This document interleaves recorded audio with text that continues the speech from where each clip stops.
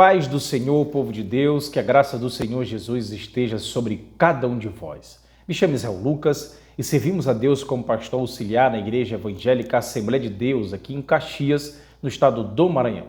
O nosso pastor presidente é o pastor Caetano Jorge Soares. E aprove a Deus nós darmos continuidade nas ministrações da Escola Bíblica Dominical, lição de adultos. E hoje chegamos já na lição de número 9, que tem como título As histórias e as poesias falam ao coração. Repetindo, as histórias e as poesias falam ao coração. E antes de começarmos a ministração dessa lição, eu quero pedir para você que ainda não é inscrito em nosso canal, inscreva-se, deixe o seu comentário e, gostando do nosso conteúdo, deixe aquele gostei para que a plataforma YouTube entenda que o conteúdo é relevante e mais pessoas sejam alcançadas por essas ministrações, ok? Eu também louvo a Deus pela vida de cada um de vocês, que continue crescendo na graça e no conhecimento de Deus e se aperfeiçoando nessa tarefa tão nobre que é de ministrar as Sagradas Escrituras. Deus abençoe a cada um. Agora nós iremos iniciar na ministração da lição e antes de adentrarmos na lição de número 9, eu quero resumir, trazer tudo aquilo que já temos aprendido ao longo destas lições, ok? Começando pela lição de número 1, as verdades práticas que mais saltam aos nossos olhos com tudo aquilo que construímos, as estruturas mentais teológicas adquiridas até aqui, ok? Então vamos lá. Na lição de número 1, nós aprendemos que a Bíblia Sagrada ela é a autoridade final, nossa regra de fé e prática. Na lição de número 2, aprendemos sobre a inspiração da Bíblia, que ela é divina, verbal e plenária. E, portanto, ela nos ensina, corrige e também nos instrui. Na lição de número 3, aprendemos a doutrina segundo a qual a Bíblia não contém erro algum. E o nome dessa doutrina, como já aprendemos, é a inerrância das... Muito bem. Com isso, também chegamos à conclusão que toda ela é a nossa única regra de fé e prática. Na lição de número 4, aprendemos algo mais estrutural sobre o Antigo, Novo Testamento, os autores, o período de anos que compreendem todos os escritos e bem como os 66 livros que são divinamente inspirados. Na lição de número 5, aprendemos que as técnicas de interpretação nos auxiliam na compreensão da Bíblia Sagrada, mas estas técnicas não são infalíveis, por isso elas não podem ser colocadas acima da palavra de Deus, ok? Na lição de número 6, aprendemos que a Bíblia ela é um guia para a nossa caminhada cristã. Nós somos alicerçados nos ensinos da palavra de Deus, somos instigados a viver com sabedoria e também com prudência. Na lição de número 7, aprendemos que a palavra de Deus ela é viva e, com isso, ela anula o conselho do mundo, das trevas, da pecaminosidade da humanidade. E, com isso, nos torna humildes diante da presença de Deus. Na lição de número 8, aprendemos que a lei não salva, mas ela esboça o plano da redenção em Cristo, que, por sua vez, são confirmados nos evangelhos. Na lição de número 9, que iremos aprender hoje, nós iremos entender que os livros históricos e poéticos mostram a soberania e a sabedoria divina. E o relato dessas verdades, ela produz fé e perseverança em nossos corações. Louvado seja Deus por isso.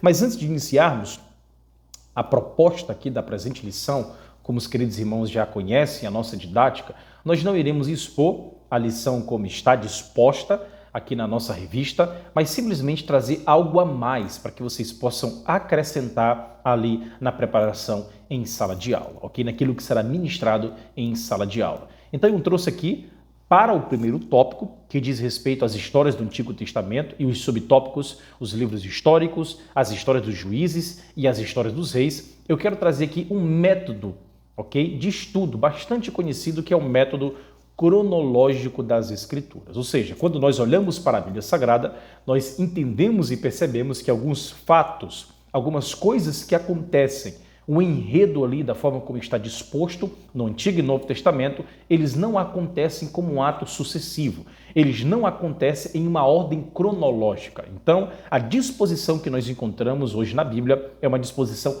canônica, muitas das vezes por um critério de autoria outras vezes por um critério também de tamanho, de conteúdo daquilo que o livro contém. Então são vários critérios aí dentro da canonicidade bíblica que determinam a precedência ou não de determinados livros sobre outros livros. Mas aqui eu quero simplesmente trazer a didática cronológica das escrituras sagradas, ok? O método cronológico para que possamos entender a divisão da história das sagradas escrituras. E com isso, divide-se em 12 estágios, ok? O método cronológico, bastante conhecido aí nas cátedras teológicas, nos ensinam que a Bíblia era dividida em 12 estágios. Então preste bastante atenção, porque isso pode trazer aí uma clarificação maior dentro do teu estudo. O primeiro estágio é o estágio da criação, que compreende Gênesis, logicamente, do capítulo 1 até o capítulo de número 11, ok? O segundo estágio é o estágio do patriarcado, que compreende Gênesis capítulo 12 até o capítulo de número 50, bem como o livro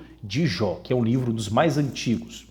Terceiro é o estado do Êxodo, que compreende os livros da lei, Êxodo, Levítico, Números e Deuteronômio, ok? Chegamos aqui, por sua vez, no estágio da conquista, que é basicamente o livro de Josué, que narra e conta esta história, ok? O livro 5, ou estágio dos juízes, como bem é conhecido, compreende os livros Juízes, Ruth, 1 Samuel, do capítulo 1 até o capítulo 7, ok? Apenas isso é o estágio dos juízes.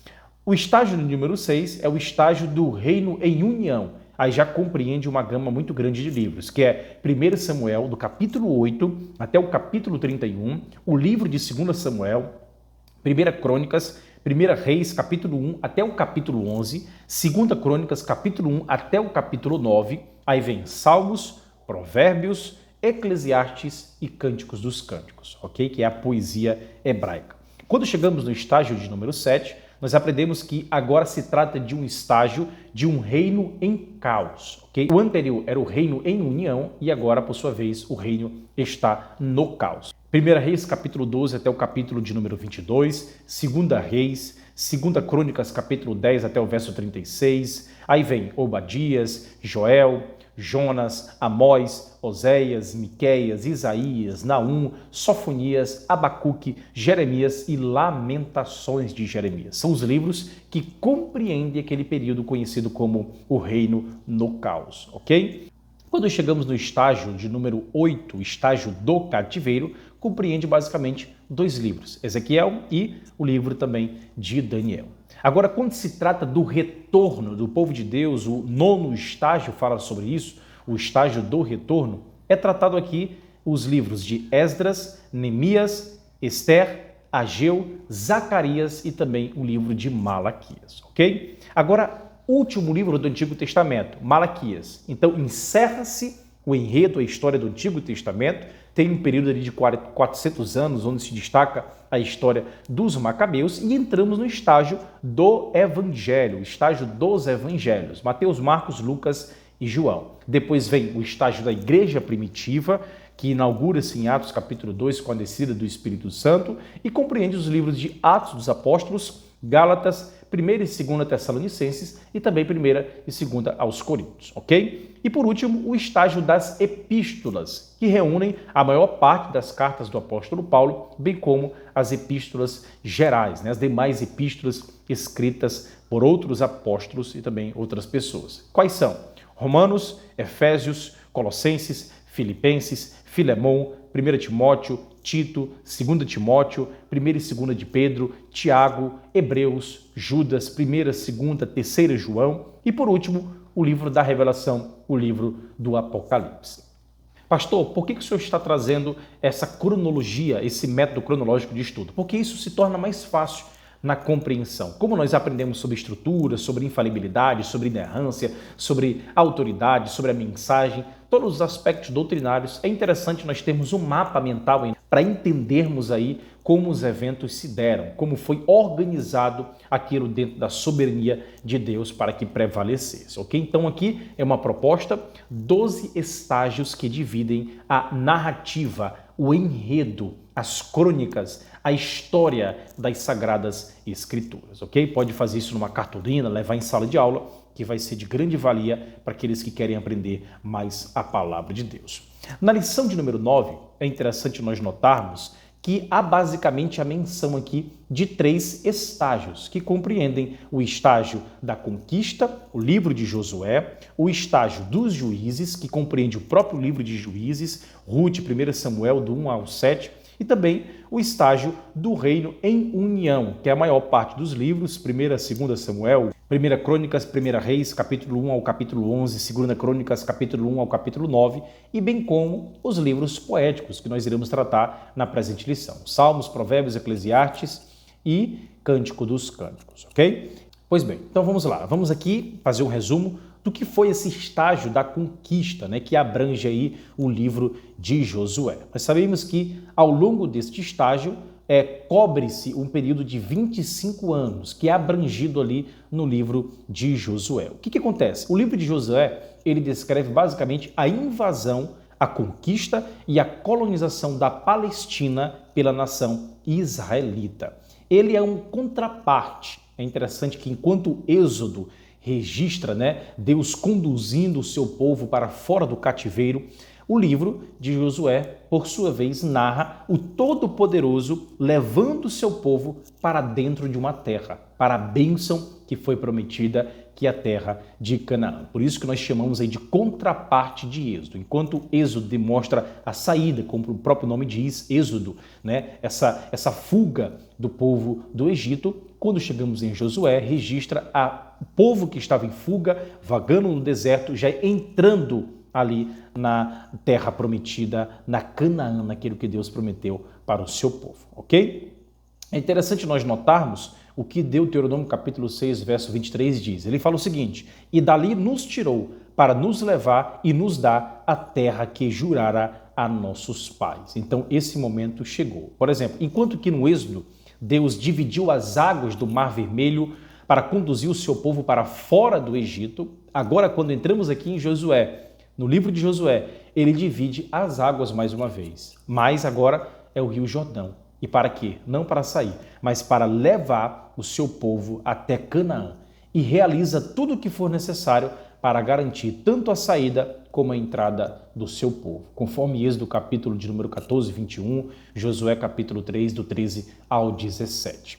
O livro de Josué também é chamado de o Efésios do Antigo Testamento. Olha como é interessante essas curiosidades para que possamos levar em sala de aula. O segundo tópico aqui, que é o estágio dos juízes, trata basicamente em um dos períodos mais sórdidos, mais tristes das Sagradas Escrituras, de toda a história dos israelitas, melhor dizendo. Então, trata-se da idade das trevas dessa nação. Nomes importantes aqui que podemos citar nesse período são de Gideão, Noemi, Sansão, Boaz, Eli e também Samuel.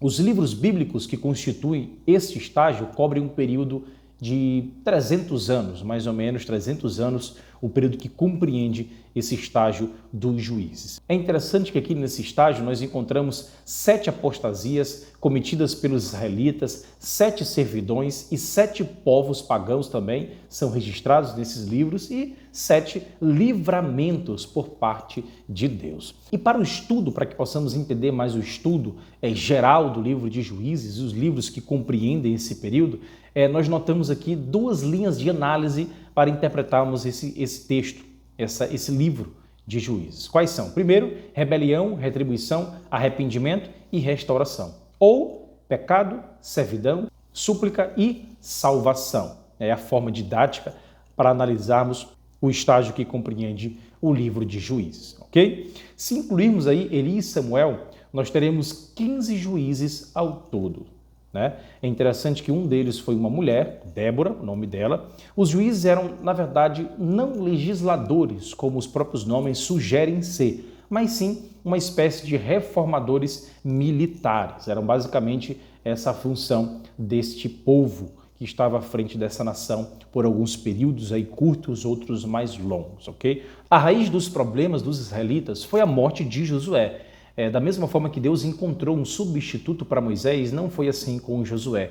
Ele não teve substituto para liderar em seu lugar. Quando nós olhamos para o livro de Juízes, por exemplo, aparece muitas vezes a expressão E naqueles dias não havia rei em Israel. Cada qual fazia o que parecia direito aos seus olhos, né? Essa frase aqui é basicamente repetida em 4 ocasiões diferentes do livro de Juízes. Está lá em Juízes 17, Juízes 18, 19 e também o capítulo de número 21. Esse período é, portanto, a antítese do milênio, quando o rei Jesus governará com uma vara de ferro, conforme nos esclarece Salmos de número 2, ok? Então já aprendemos aqui o estágio da conquista, que abrange o livro histórico de Josué, o estágio dos juízes, que também reúne vários outros livros históricos, e vamos falar aqui um pouco do estágio da união, né, do reino em união, que compreende a história dos reis. Este estágio, ele registra a história dos primeiros 3 reis israelitas. Cada um deles reinou por 40 anos. São eles, Saul, Davi e o seu filho Salomão. A maior parte das belas bênçãos e de palavras de sabedoria são compostas nesse período do reino em união, né? Durante esse período. Dentre elas, inclui-se as encontradas em Salmos, Provérbios, Eclesiastes e Cântico, que foram poesias hebraicas construídas e compostas nesse período aí do reino em união. Esse tempo ele começa com a escolha de um regente, Saul, né, de acordo com 1 Samuel capítulo 9, e termina com a rejeição de um outro monarca, o nome dele, Roboão, de acordo com o 1 Reis capítulo de número 12, ok? Pois bem, o primeiro tópico da presente lição trata basicamente dos estágios que compreendem esse período da história da nação de Israel. Estágio da conquista, que fala da entrada de Canaã, do estágio dos juízes, que foi o período mais tenebroso da história da Bíblia Sagrada, e bem como do estágio do reino em união. Foca basicamente no terceiro estágio, que é o reino em união, aonde é composta aí a maior parte da poesia hebraica, que nós iremos nos debruçar daqui a pouco, ok? Vamos passar aqui para o segundo tópico da presente lição, que trata sobre os livros poéticos e de sabedoria do Antigo Testamento. A primeira coisa que devemos entender, de acordo com aquilo que aprendemos aqui na lição, é que alguns gêneros literários presentes no Antigo Testamento, eles já faziam parte da literatura mesopotâmica, egípcia e também na região ali da Palestina, né? Afinal de contas, os autores sagrados, eles sofriam influência do seu tempo e também da sua região, que compreendia ali o Oriente Médio, né? O Oriente Antigo. Os escritos do Antigo Testamento, portanto, eles estão incluídos basicamente em 2 estilos literários, que é conhecido, como disse o pastor Douglas Batista, prosa e poesia. Não esqueça disso. O Antigo Testamento está basicamente nesses 2 grandes gêneros literários, prosa e poesia. Mas dentro da divisão desses 2 gêneros, prosa e poesia, existem várias outras subdivisões. Por exemplo, a prosa tem os gêneros normativos, bênçãos e maldições, ditos doutrinários ou didáticos, bem como gêneros de transmissão e comunicação e gêneros informativos. E dentro desses subtópicos ainda existem outras divisões. Então, para ser algo mais geral, mais amplo, nós vamos entender aqui apenas a divisão da prosa, mas sabendo que dentro dessa divisão literária existem outras subdivisões, ok? Agora, quanto à poesia, o Antigo Testamento ele oferece vários modelos literários que podem ser resumidos em poesia cultica, poesia ali dentro dos proféticos, poesias sapienciais, né, que é basicamente o que nós iremos falar e definir, que significa os quais recolhem reflexões e ensinamentos relativos à vida diária. Por exemplo, o livro de Provérbios e Eclesiastes tratam muito a esse respeito, ou que basicamente gira em torno do caráter ou de algum problema aí teológico relacionado. Por exemplo, o livro de Jó, que fala sobre a questão do caráter, né? A questão do problema, a questão do agir da soberania de Deus e bem como aquilo que Satanás faz. Perfeito? Tudo isso disposto dentro de uma poesia hebraica. Então lembre-se disso. O Antigo Testamento se resume em 2 grandes gêneros literários: poesia, prosa, prosa, poesia. Mas dentro dessas divisões maiores existem outras subdivisões. E dentro da poesia nós encontramos poesias culticas, proféticas e também sapienciais, né? Que nós iremos tratar mais do aspecto sapiencial da poesia hebraica. É interessante também nós entendermos que a poesia hebraica ela se expressa de uma forma especial, chamada de paralelismo. Não esqueça disso, não esqueça disso. A poesia em salmos é chamada litúrgica, porque são poemas escritos para uso nos cultos. Por isso que nós chamamos de poesia cultica. Agora vamos entender aqui o que vem a ser paralelismo. Pegue sua Bíblia, por gentileza. Vamos aqui de uma forma bem prática entender o significado desses aspectos aí da literatura. Primeiro, paralelismo. Paralelismo é a forma de uma poesia hebraica.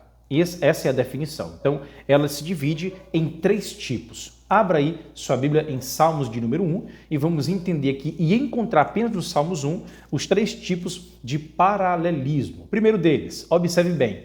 Bem-aventurado o homem que não anda nos conselhos do ímpio, não se detém no caminho dos pecadores, nem se assenta na roda dos escarnecedores. Então, aqui tem a ver com paralelismo sinonímico, é o nome dessa divisão literária. Por que sinonímico, pastor? Porque é a mesma ideia, só que expressa com outras palavras, né? Na linha ou nas linhas seguintes. É basicamente isso. Observe bem. Bem-aventurado o homem que não anda no conselho dos ímpios, nem se detém no caminho dos pecadores, nem se assenta, ok? Então, está trazendo a mesma verdade, a mesma ideia, só que com palavras diferentes. Então, por isso que fica fácil. Paralelismo sinonímico é o nome dessa divisa literária. Segundo, nós encontramos aqui, por exemplo, o paralelismo antitético ou paralelismo contrastante. Aonde é que nós encontramos, pastor? Verso de número 6. Salmos 1, 6, diz o seguinte: pois o Senhor conhece o caminho dos justos, mas o caminho dos ímpios perecerá. Olha como faz esse contraste, essa antítese, né? Essa contrariedade daquilo que é dividido pelo mais, pela oposição, mas o caminho dos ímpios perecerá. Então, aqui trata-se de um paralelismo antitético, né? De um paralelismo contrastante. Perfeito? E por último, o paralelismo sintético, né? Que tem variantes, sendo que numa delas as 2 primeiras linhas são sinonímicas e a terceira é suplementar àquela ideia principal, ok? Então, as primeiras linhas tratam de aspectos sinônimos da mesma verdade e mais na frente é apenas uma complementariedade daquilo que é esboçado na primeira ideia. Então, é bem interessante essa característica da poesia hebraica. Olha como diz o verso 3. Ele é como árvore plantada junto à corrente de águas, que no devido tempo dá o seu fruto, e cuja folhagem não murcha, e tudo quanto ele faz será bem-sucedido. Olha como é interessante. A poesia hebraica ela se destaca por esses paralelismos que são encontrados ao longo dos vários livros aí, poéticos da Bíblia Sagrada, por exemplo, Salmos, Provérbios, Eclesiastes, Cântico dos Cânticos, bem como ali nós encontramos Jó. Né? Então é diferente, por exemplo, da poesia brasileira, da poesia aqui do Ocidente, que é algo mais rítmico, é algo que tem a ver mais com soar bem, de parecer bonito. Né? Na poesia hebraica não era simplesmente lida, falada dentro de uma oralidade, mas era escrita e fazia um sentido ali para aquelas pessoas do Antigo Oriente. Okay? Então a poesia tem características diferentes do nosso ritmismo, da nossa rima brasileira, né? Tem características diferentes. Então, é basicamente esses os tipos de paralelismo encontrados na Bíblia Sagrada, especificamente na poesia hebraica, que é distinta da poesia brasileira. Agora, vamos resumir esse primeiro aspecto aqui.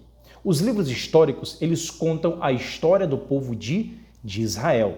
Falam de uma nação concreta, a nação hebraica. Já os livros poéticos, eles não tratam da nação de Israel, mas apresentam assuntos individuais do coração.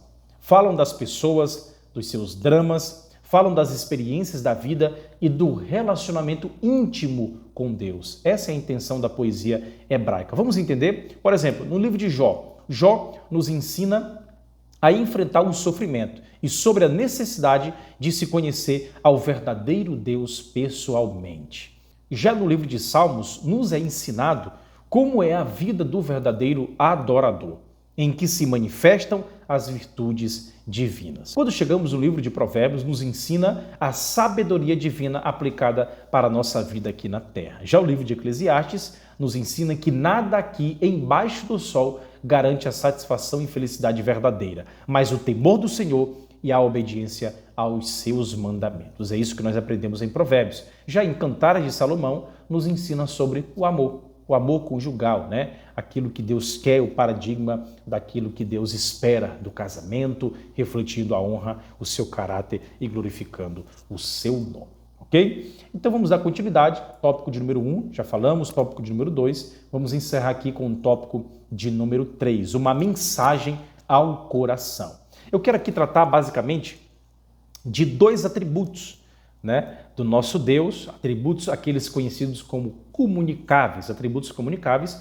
e por último falar de um aspecto prático sobre uma mensagem de adoração com aquilo que entendemos com esses 2 atributos. Quais são os atributos de Deus aqui? Soberania e sabedoria. Deus é soberano e Deus é sábio. Nós sabemos que alguns teólogos dividem, né, os atributos de Deus em comunicáveis e não comunicáveis, mas basicamente nós encontramos aí cerca de 33 atributos na Bíblia Sagrada, que são revelados aí nas Sagradas Escrituras. Comunicável significa basicamente transferível. Nós entendemos que alguns dos atributos de Deus são compartilhados pela sua criação, enquanto que outros não são compartilhados. Por isso que falamos comunicáveis, não comunicáveis, transferíveis e não transferíveis, ok? Então, qual é o primeiro? A soberania, né? Deus é soberano, ou seja, ele é o único e absoluto governante do universo, tendo total liberdade, poder, conhecimento, sabedoria e determinação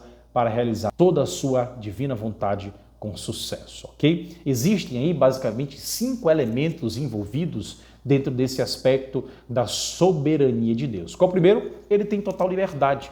Aquele que é soberano, ele não pode ser controlado, coagido ou influenciado por qualquer influência externa. Não tem como, ele tem toda a liberdade em tudo aquilo que ele deseja realizar. Segundo, ele tem todo o poder. Ele precisa ter força suficiente para alcançar o seu objetivo. E isso Deus tem abundância. Terceiro, ele tem conhecimento. Ele precisa ter à sua disposição todos os fatos relevantes envolvidos. Então Deus sabe de todas as coisas. Quarto, ele tem sabedoria. Ele precisa ser capaz de aplicar esses fatos de uma maneira correta.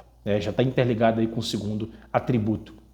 E por último, quinto, ele precisa ter a determinação e a vontade necessária para alcançar o seu propósito. Então, é claro que Deus possui todos esses elementos em abundância, em infinidade, né? De uma maneira infinita. Deus é poderoso, ele tem poder, total liberdade, conhecimento, sabedoria e determinação para fazer aquilo que quiser, pois ele é soberano sobre tudo e sobre todos. Eu quero trazer aqui uma frase de Charles Riley, ele diz o seguinte, sobre a autoridade suprema de Deus. Refere-se, em primeiro lugar, à posição de Deus, né? Deus é o ser mais elevado do universo. Depois, ao seu poder. Deus é supremo em poder no universo. A maneira como ele exerce esse poder é revelado nas Escrituras. No final das contas, Deus está no controle completo de todas as coisas, embora ele possa decidir permitir que alguns desses eventos ocorram de acordo com as leis naturais que ele mesmo ordenou. Ok? Está lá na Teologia Sistemática do Dr. Charles Riley. E segundo atributo comunicável, que Deus é sábio, né? Ele tem sabedoria, ou seja, refere-se à sua habilidade de aplicar corretamente todo o seu conhecimento no que diz respeito ao bem das suas criaturas. Existe sim uma preciosa distinção aí entre sabedoria e conhecimento. Nós sabemos que o conhecimento é o acúmulo de fatos, né? A sabedoria é a habilidade de aplicar corretamente esses fatos. Não é simplesmente ter bastante conteúdo, mas se você não sabe como aplicar. Então Deus é sábio porque ele tem conhecimento e sabe como aplicar esses tais conhecimentos, ok? De acordo com Romanos, capítulo 11, verso de número 33, a palavra de Deus nos ensina sim a respeito dessa sabedoria insondável de Deus. 11:33. Ó profundidade da riqueza, tanto da sabedoria como do conhecimento de Deus, quão insondáveis são os seus juízos e quão inescrutáveis são os seus caminhos. Então, esse é o Deus que nós servimos. E para encerrar, né? Os salmos, eles de fato revelam a profundeza do coração humano. Revela medo, revela angústia, revela tristeza, revela aí alguns fatos sórdidos que somente nós sabemos em nossa individualidade, mas Deus os conhece. Mas além disso também revela a força, uma certa segurança, alguns momentos de alegria. E sabendo disso, pesando tudo isso, o nosso Deus ele apresenta um paradigma de como nós devemos viver e devemos ter um modelo de espiritualidade para a nossa caminhada cristã. Primeiro, um coração que confia. Segundo, um coração que é contrito diante da grandeza de Deus. Terceiro, um coração que glorifica a Deus por toda a sua soberania e por todos os seus feitos. E por último, um coração agradecido e arrependido. Devemos sim ter um coração agradecido por Deus não ter nos consumido como merecíamos, por não termos sido destruídos por causa da misericórdia, por causa da graça de Deus sobre as nossas vidas. Devemos ser gratos em nosso coração e também nos arrepender dos nossos pecados, para que, por sua vez, estejamos redimidos com tudo aquilo que Deus fez por cada um de nós, ok? Então, a pergunta que eu faço: queres ser redimido? Sabe qual é o segredo? Guarda a palavra de Deus no teu coração. Deus abençoe e até a próxima lição.